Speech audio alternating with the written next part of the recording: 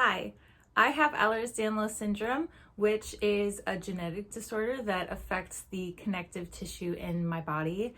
And I have Ehlers Danlos type 3, which is the hypermobility type, meaning that I have hypermobile joints and I am very stretchy. I can do all sorts of party tricks like this. And yeah, I'm just going to tell you all about my journey with Ehlers Danlos and how I came to find out about it and get diagnosed and all that entailed. So Ehlers Danlos syndrome is genetic, meaning that I inherited it from my mother's line of her family. My mom has it, my grandma has it, and until my generation, we didn't realize it was a thing until my sister got it, and then my other sister, and then me. So it is inheritable, and we all got it just from the genetic line and genetic traits that we share. So it basically affects the connective tissue throughout your body, and I like to think of connective tissue as the glue that holds your body together. And it really does affect every system in your body because your whole body is held together by connective tissue, and it can affect your skin, your joints, your ligaments, your heart, your stomach, pretty much any organ, every system of your body. And this comes with a lot of comorbidities. When it's multisystemic like this, it can cause POTS, which is postural orthostatic tachycardia syndrome, which means that you don't have like a regulation of your heart rate, and this can cause you to faint. It can cause MCAS, which is multiple cell activation system, and this affects your histamines, meaning that you are allergic to everything. It can affect your stomach and cause gastroparesis, meaning that your stomach is paralyzed, and a lot of people can't eat because of this and end up on feeding tubes. There are levels of severity to everybody's case of Ehlers-Danlos. Some people have it incredibly disabling where they are using mobility aids and having surgeries to correct their joints, and there are people who are just a little bit bendy. The main component of Ehlers-Danlos is the hypermobility.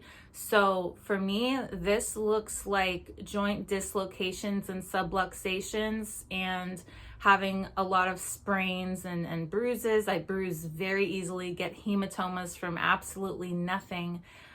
So it's very painful, and I do have chronic pain, usually in my joints, but sometimes like in my muscles, and it can be very draining when you are constantly fixing your joints and popping them back into place by yourself. This first came to light in my family, I think in 2015 or 2016, when my sister came to me with a long list of symptoms and was like, do you have this? Do you have this? Do you have this? And it looked like totally unrelated things that would have nothing to do with each other, but I checked off pretty much every box. And I was like, wow, that's a thing. She had, I don't know how, but she had found out about it. I think she had a friend with it.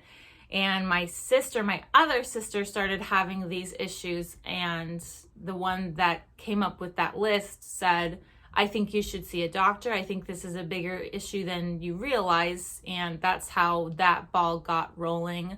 My older sister, the one who was diagnosed first, had a very acute case, or I'm not really sure because I remember her having a lot of sprains and injuries growing up related to her joints. But when she got it hard. And within a couple years, she had developed pretty bad POTS where she couldn't really go out in public on her feet and lots of dislocations. She was in a wheelchair very quickly, and she still uses a wheelchair to get around. She is an ambulatory wheelchair user, meaning that she can walk, she just can't walk very far. In her case, she needs that wheelchair for the longer distances, so when she goes out grocery shopping and stuff, and at home she can walk.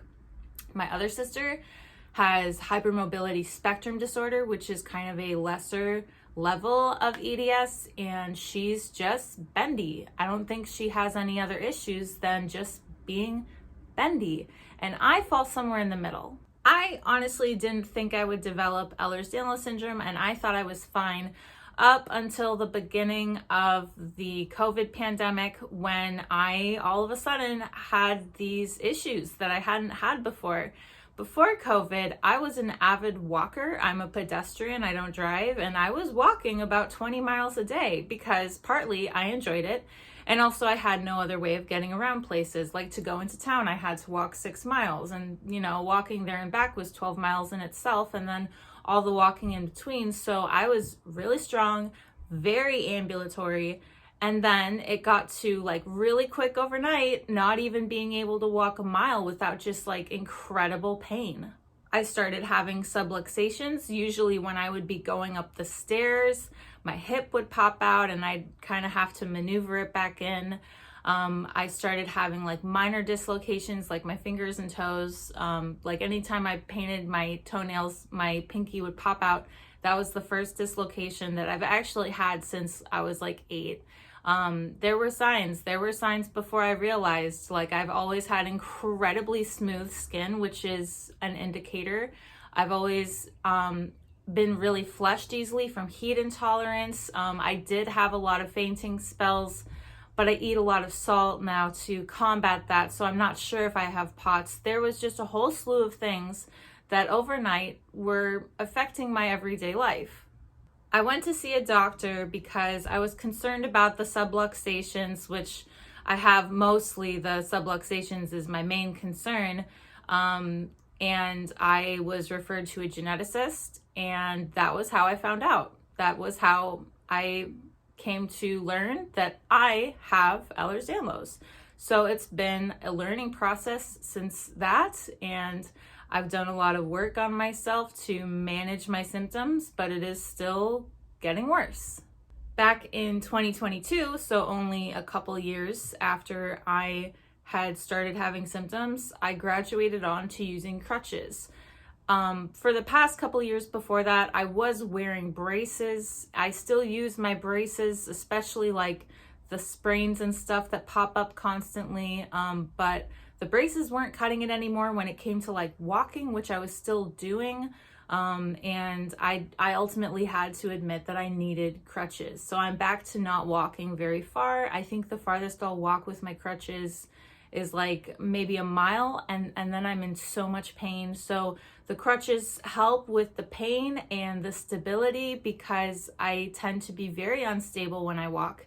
And when I go from standing to taking a step, I tend to fall. I don't know why, but I buckle and I fall. These past 3 years? Has it only been 3 years? Jesus, it's felt like forever. It is 2023, right? Wow. So yeah, these 3 years have escalated really quickly. I'm still kind of adjusting to using the crutches. I've been using the crutches almost a year, and I was very self-conscious at first going out in public because I am young and I know it looks a certain way when a young person is out using mobility aids. But I've stopped really caring what people think, and I'm okay using them now. I'm not sure what this means for my future. I don't know if it will escalate further, if it will ever get to the point that I'm in a wheelchair, because the pain is getting worse, and I'm pretty much always in pain now. And if it's not one thing, it's the other. If it's not my knees, it's my hip. So the crutches do help with the pain, but I don't know. We'll see where this goes. Anyway, that's my journey up to now. That's what it's been like, and that's what it's like now. If you're more interested in the Ehlers Danlos content, I'd be happy to make more videos about it. Just let me know.